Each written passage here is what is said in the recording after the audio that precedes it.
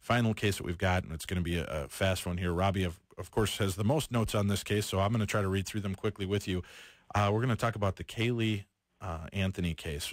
Caylee was born August 9th, 2005. She's a 3-year-old girl from Orlando, Florida, who's been missing since June 2008 and has attracted national attention for the mysterious and dubious circumstances of her disappearance and her probable death.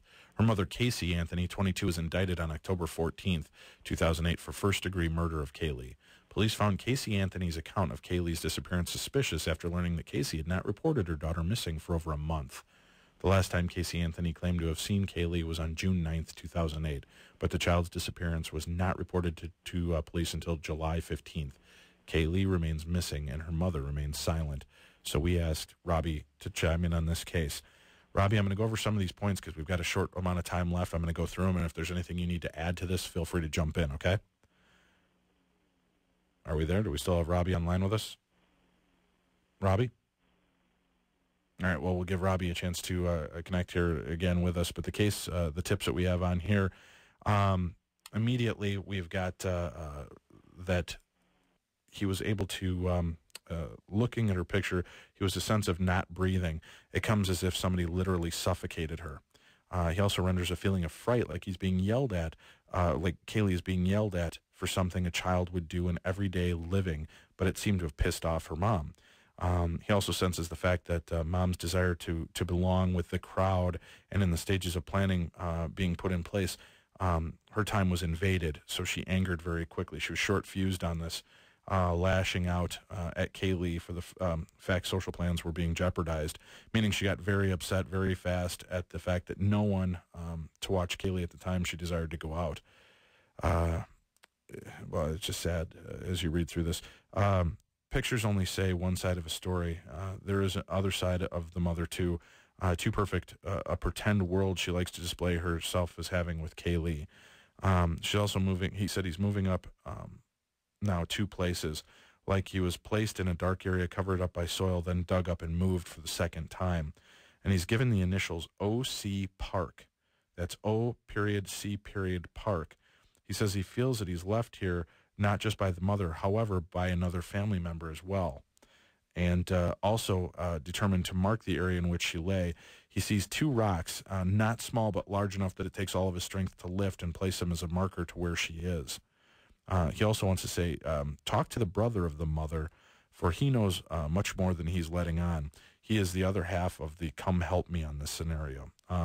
He's also being instructed to, say, give a lie detector test to the brother and ask specific questions, for this would be a break in the case as well.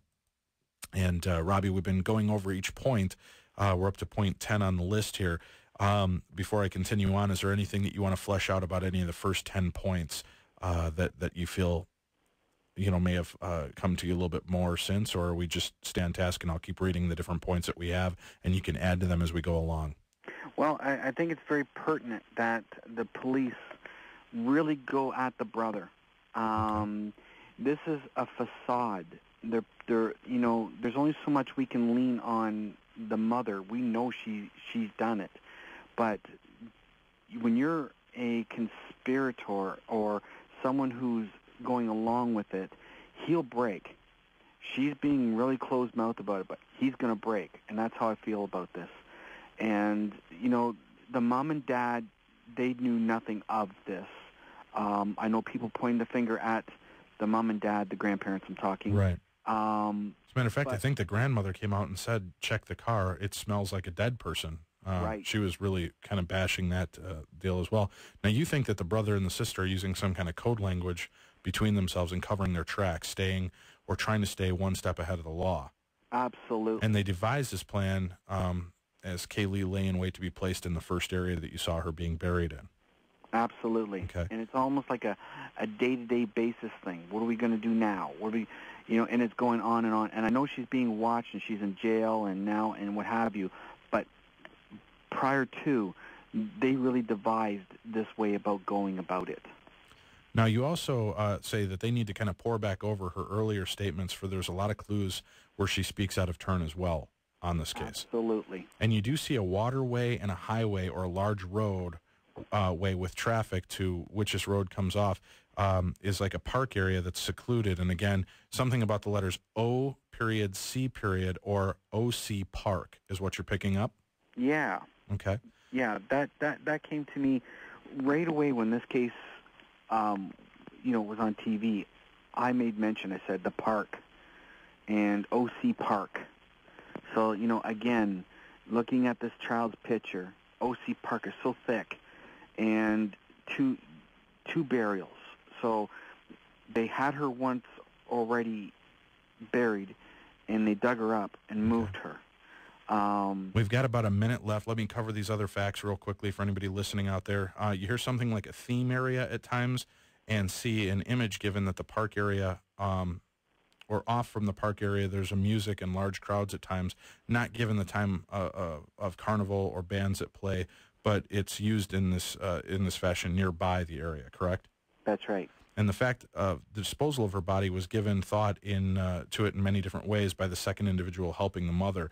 And the mother couldn't come to terms of doing any more harm than she had already done, or has been done so by burying her only, correct?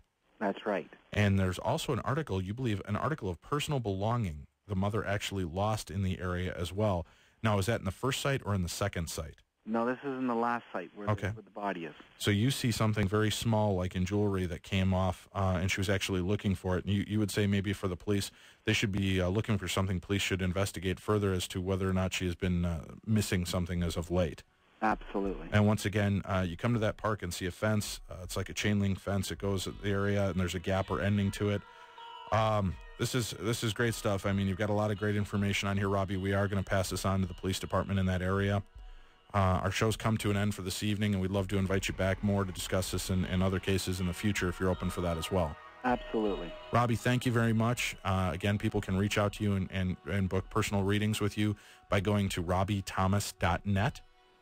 That's correct. ROBBIE Thomas.net. And for all the information, including an event you have coming up in Canada soon, too, correct?